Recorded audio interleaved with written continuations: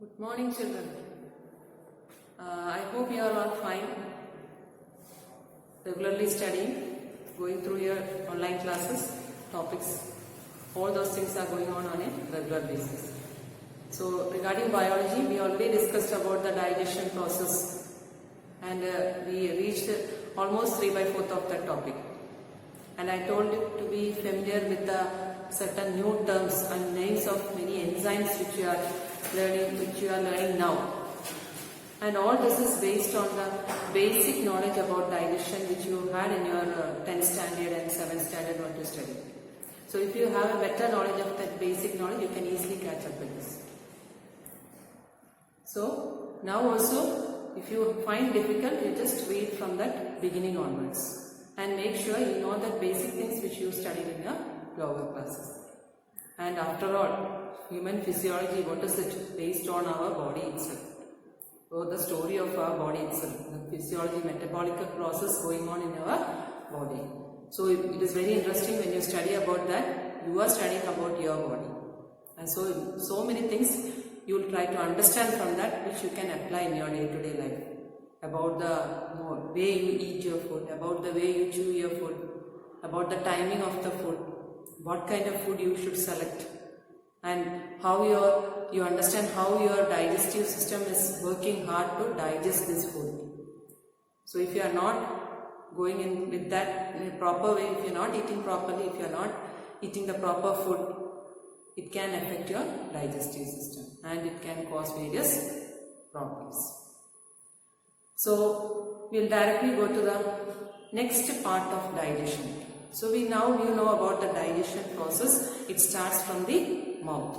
So the process of digestion starts from the mouth, and in the mouth almost 30% of digestion is done. That too, digestion of starch into maltose. Then we studied about the digestion of proteins in the stomach. There the proteins, complex proteins, molecules, they are broken down into their next simpler form. Then we studied about the digestion of partially digested food in this duodenum. That is the first part of the small intestine. There with the help of pancreatic juice. So what all things are there in the pancreatic juice? I hope you may be familiar with it. What are the enzymes? How they are activated? So in the presence of an enzyme called enterokinase, all the other enzymes, that is proteolytic enzymes, protein digesting enzymes are activated. Then that much portion we are studying. Now we will continue with that remaining part of that digestion.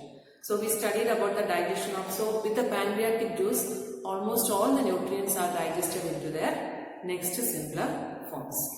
So next is about the intestinal juice. So we will continue with the intestinal juice.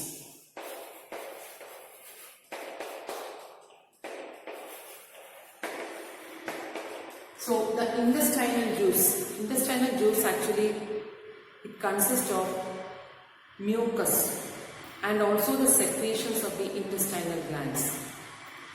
So these two together we call the intestinal juice, and there is a term for that intestinal juice, which is succus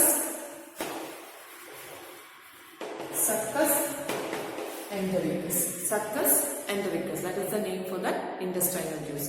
And this intestinal juice also consists of various enzymes which are capable of digesting the partially digested nutrients into their simplest forms. So amino acids will be formed, monosaccharides like glucose, all that will be formed, fatty acids and the glycerols will be formed. So first we will familiarize with the names of those enzymes in the intestinal juice. So beginning with disaccharidases. So disaccharidases, from the name itself you may be knowing it. This is the digestion of or breakdown of disaccharides to simplest form called monosaccharides. Then nucleotidases. Nucleotidases which break down nucleotides into nucleosides and there are nucleosidases which break down nucleosides. Then dipeptidases which break down dipeptides into amino acids. So in this way, nucleosidases, dipeptidases, then we have the lipases. So we will see one by one. What does it do? This disaccharides, what does this do? This will break down disaccharides into monosaccharides. So we will discuss with a few examples of that. Maltose. Maltose is a disaccharide. It will be broken down in the presence of a disaccharidase called maltase. So what is this actually? This is enzyme. And maltase is a disaccharidase. It is an enzyme which converts maltose into glucose plus glucose. So two glucose molecules actually form one maltose. So maltose is a disaccharide, consists of two sugar and it will be broken down into simplest form called glucose with the help of maltase. Similarly, sucrose. Sucrose in the presence of sucrase, it will be converted to glucose plus galactose.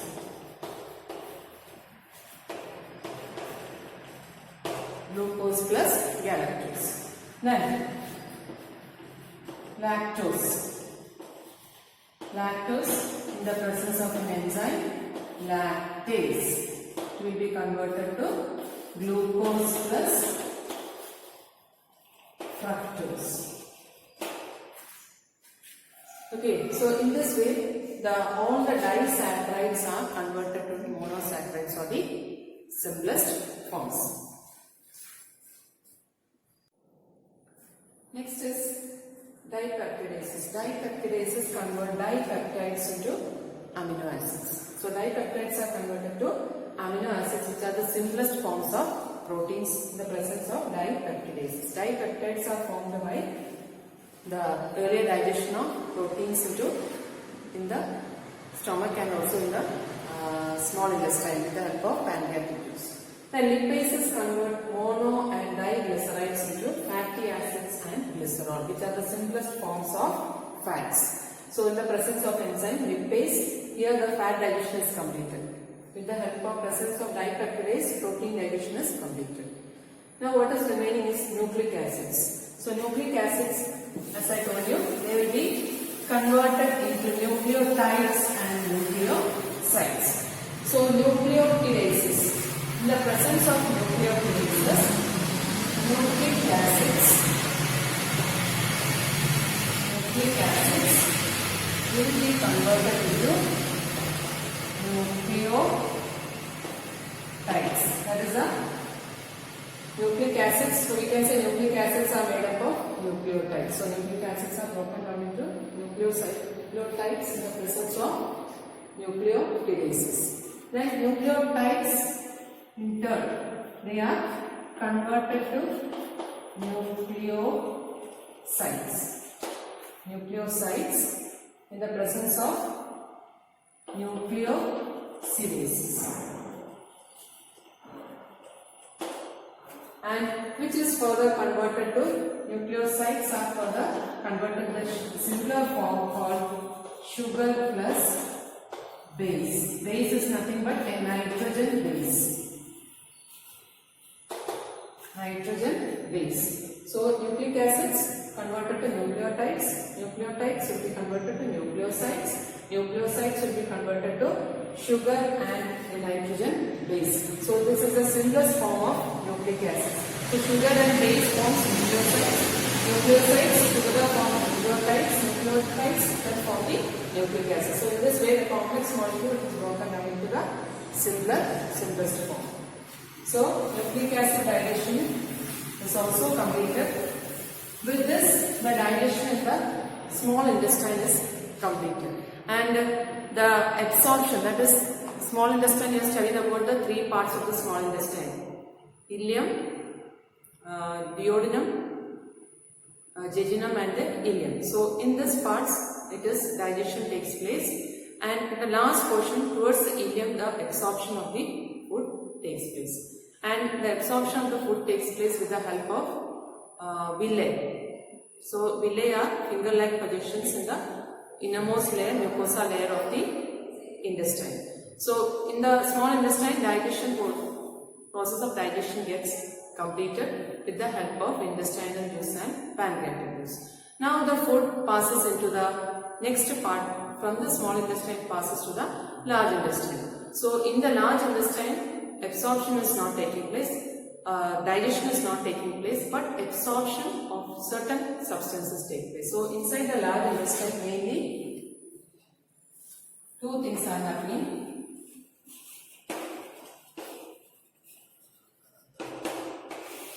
So inside the large intestine, water absorption takes place, and also certain minerals are also absorbed in the large intestine.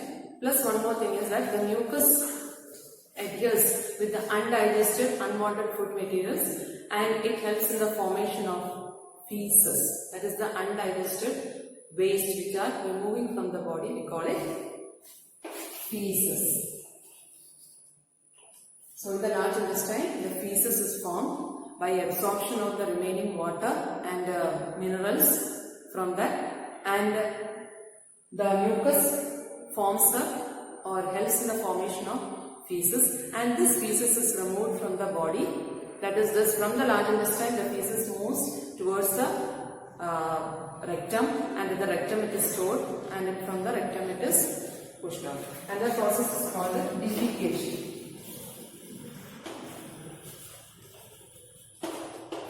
Process of removing the waste is called defecation, and with this the process of this digestion it is getting completed. Now you have already studied about the steps of nutrition in your lower classes. Same thing, same steps we have explained. The first step is called ingestion. I hope you are able to recall it. From the lower classes itself we are learning that first step of nutrition, it is called ingestion. Second step is called digestion. Third step is called absorption. Fourth is called assimilation. And fifth one is called egestion.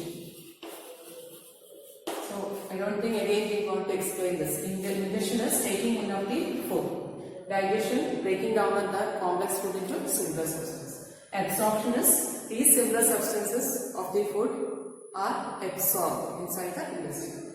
And assimilation is these absorbed substances or nutrients, simplest form of nutrients, passes through the blood into various parts of the body, and it is used by the body for building up some other complex molecules which is needed for the other metabolic process or part of the body, tissues or something like that. So that is called assimilation, how the body uses that simplest form of nutrients. Then egestion, the undigested waste which is removed out of the body, that process we call it egestion. So now we have discussed all these points we have discussed in detail. So absorption, it takes place from the small intestine, and it has finger-like projections called villi, which increases the surface area for absorption. Structure of villi you already studied. What is there inside the villi? It is provided with blood capillaries and also lacteals. So now we move on to the process of absorption. How the process of absorption takes place, which all parts of absorption, what is the mechanism of absorption. I hope this part is clear for you. Now we will move on to absorption.